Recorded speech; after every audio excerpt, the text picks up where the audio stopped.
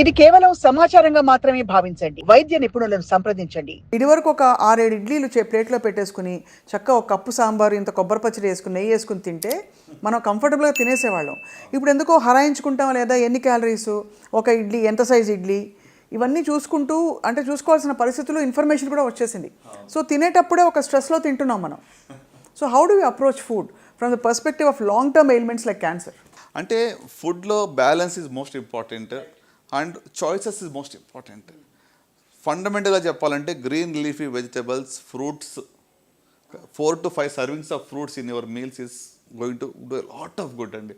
అంటే ఇందాక మనం టొబాకో గురించి మాట్లాడాం కదా, అట్లానే ఫ్రూట్స్ అండ్ వెజిటబుల్స్ పర్సే ఒక 20% క్యాన్సర్స్ తగ్గిస్తాయి.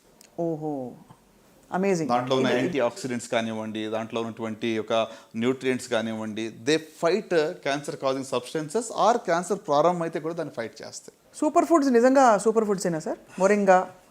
మొరింగా పౌడర్ అని, అంటే మినగాకు తీసి ఇంకేంటది అలాగే రకరకాలు వచ్చాయి ఈ మధ్యకాలంలో, వీట్ గ్రాస్ ఒకటి. Are these truly super foods? As an oncologist do you subscribe to that at all? You don't. So basically మనం ఏదైనా సహజ సిద్ధమైన పద్ధతుల్లో మంచి వ్యాయామంతో ఫిజికల్ యాక్టివిటీ మీరు చెప్పారు చాలా important.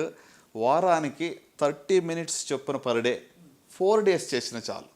120 minutes of physical activity per week చేస్తే చాలా జబ్బులు రాకుండా చూసుకోవచ్చు. నాట్ జస్ట్ క్యాన్సర్, డయాబెటీస్ కానివ్వండి, హైపర్ టెన్షన్, కార్డియాక్ ఇష్యూస్ అన్నీ. Even mental health will be much better అండి. మనం productivity will be much better. నేను ఒకరోజు జిమ్కి వెళ్ళకపోతే, వాక్ చేయకపోతే ఆ రోజు నా ప్రొడక్టివిటీ తక్కువగా నాకు తెలిసిపోతుంటుంది. సో ఫిజికల్ యాక్టివిటీ అనేది నిజంగా అంటే పోస్ట్ కోవిడ్ ఎక్కువ మంది ఇంకా స్క్రీన్ అడిక్షన్ ఎక్కువ అయిపోయింది. ఇప్పుడు అన్నీ కూర్చుని చోట వస్తున్నాయి కదండి మీకు, స్విగ్గీలు, జొమాటోలు, ఎక్కడ బయటికి వెళ్ళి ఎక్కడికి వెళ్ళక్కర్లేదు కూడా, కూర్చుని చోట అన్నీ వచ్చేస్తున్నాయి. సో ఐ థింక్ శారీరక వ్యాయామం అనేది చాలా simplest and easiest way for good health. అంటే మంచి ఆరోగ్యం కోసం ఎక్స్పెన్సివ్ ఏమీ మనం చేసే అవసరం లేదు. ఫుడ్ చాయిసెస్, ఏమంటే physical activity, right, drink lots of water, ఇవన్నీ దీనికి ఖర్చుతో లేని పని ఇది. కానీ ఇవి చెయ్యం మనం.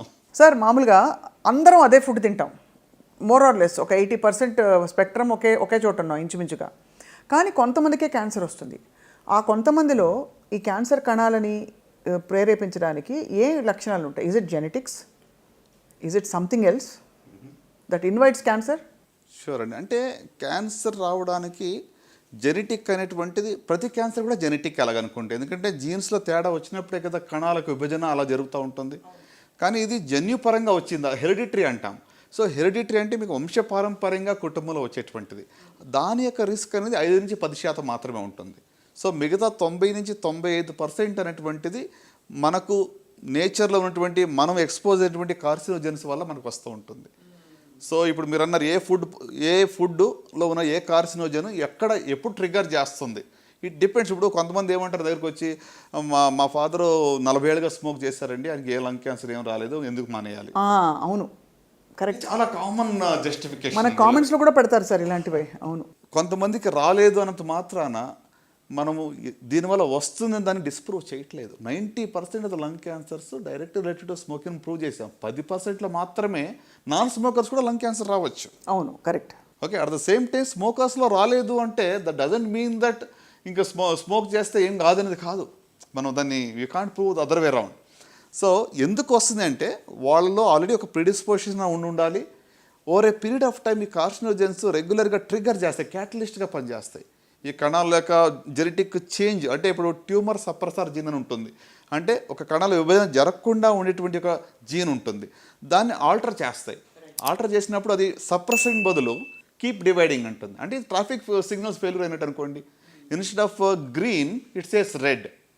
ఓకే, 2 చోట్ల 3 చోట్ల సిగ్నల్స్ రెడ్ అయింది అనుకోండి, ట్రాఫిక్ అంతా వచ్చి జామ్ అయిపోతుంది ఒకే చోట. సో ఒక లంప్ ఫార్మ్ అవుతుంది. So it's a failure of signalling system. మన కణాల్లో ఉన్న సిగ్నల్స్, కణాల విభజన జరగాల వద్దా, ఆగు అనే దానికి బదులు వెళ్ళు అని చెప్తా ఉంది. So it keeps on dividing అని. సో అంటే ఇది it's triggered by various carcinogens, అంటే ఈ యొక్క క్యాన్సర్ కాజింగ్ సబ్స్టెన్సెస్ దానివల్ల జరుగుతూ ఉంటుంది. సార్ ఆటో ఇమ్యూన్ కండిషన్స్కి క్యాన్సర్కి ఏమైనా సంబంధం ఉందా? ఆటో ఇమ్యూన్ దాంట్లో కూడా కొంతవరకు ఇమ్యూనిటీ అనేటువంటిది మరి తక్కువగా ఉండటం వల్ల రిస్క్ ఆఫ్ క్యాన్సర్ అనేది పెరుగుతుంది. ఆటో ఇమ్యూన్ కండిషన్స్ ఉన్న